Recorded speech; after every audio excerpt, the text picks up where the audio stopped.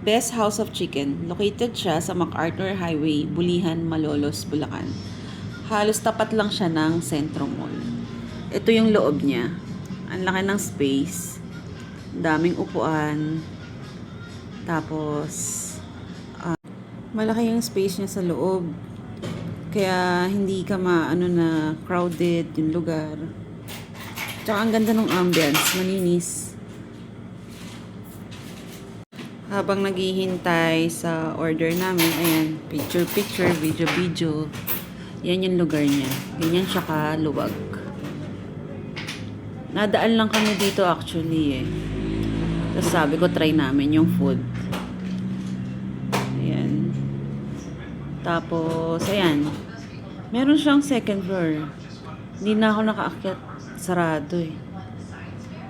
Yan yung Centro Mall. Sa DFA.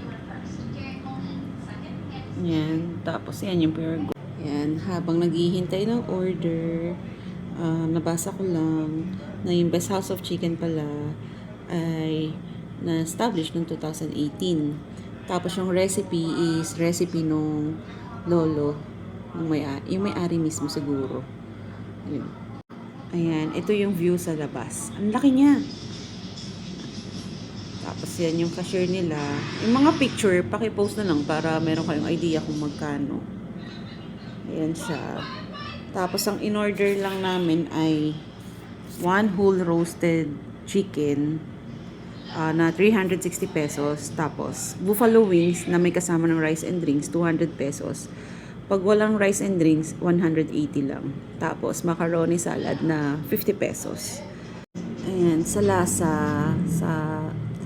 ng chicken, masarap. Lasang lasa mo yung herb, yung mga spices na nilagay sa chicken.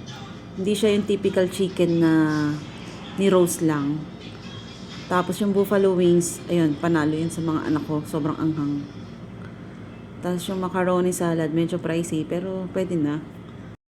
Yun lang. Bye-bye.